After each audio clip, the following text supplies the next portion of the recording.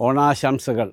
ലോകത്തെവിടെയൊക്കെ മലയാളികളുണ്ടോ അവിടെയൊക്കെ ആഘോഷിക്കുന്ന ഒരു വിശേഷ ദിവസമാണ് ഓണം.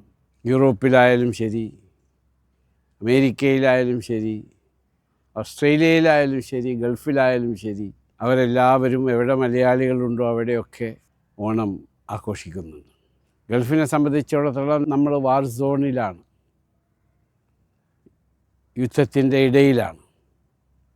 അത് അവസാനിക്കും ആ രീതിയിലാണ്. പക്ഷേ ഗൾഫിലെ വിശാല ഹൃദയരായ കരുണവാന്മാരായ ഭരണാധികാരികൾ അവിടെ അവരുടെ നാഷണൽസ്, അറബ് നാഷണൽസിനോടൊപ്പം തന്നെ നമ്മളെയൊക്കെ ചേർത്ത് പിടിക്കുകയാണ്.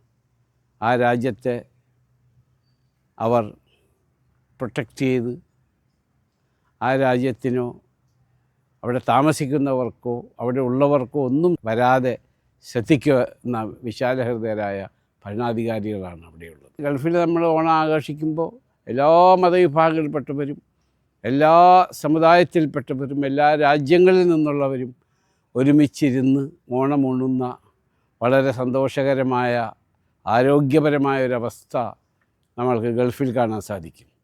നമ്മുടെ മലയാളി അസോസിയേഷനുകളിലായാലും ശരി, ഇന്ത്യൻ അസോസിയേഷനുകളിലായാലും ശരി, എല്ലാ കൂട്ടായ്മകളിലും വളരെ സന്തോഷത്തോടെ ഓണം ആഘോഷിക്കുന്നത് നമ്മൾ എല്ലാ കൊല്ലവും കാണാറുണ്ട്.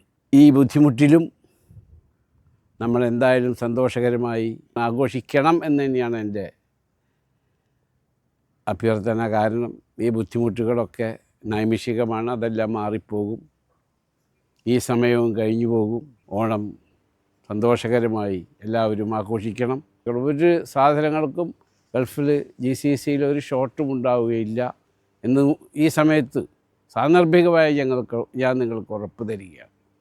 ഇന്നത്തെ പ്രത്യേക ഒരു കാലഘട്ടത്തിലാണ് നമ്മളെല്ലാവരും ജീവിക്കുന്നത്. നമ്മൾ ജീവിച്ച മാതിരിയല്ല ഇന്നത്തെ പുതുതലമുറ. ഇവിടുത്തെ ലുലു ഡയറക്ടർമാരൊക്കെ വന്ന് സംസാരിച്ചപ്പോൾ ഞാൻ പറഞ്ഞു, നമ്മളുടെ ഷോപ്പിംഗ് മാളുകളിലൊക്കെ ഓണം ആഘോഷിക്കുന്നത് പുതിയ തലമുറയുടെയും പഴയ തലമുറയും സംയോജിപ്പിച്ചായിരിക്കണം. കാരണം പഴയ കാര്യങ്ങൾ പുതിയ തലമുറക്ക് പറഞ്ഞു കൊടുക്കേണ്ട ഉത്തരവാദിത്വവും ബാധ്യതയും പോയിപ്പോകുന്ന തലമുറയുടെ പ്രതിനിധികളായ നമ്മൾക്കാണ്. ആയതുകൊണ്ട് പഴയതും പുതിയതും ഒരുമിച്ച് നിങ്ങൾ ഓണാഘോഷത്തിൽ ഉൾപ്പെടുത്തണമെന്ന് ഞാൻ പറയുകയുണ്ടായി.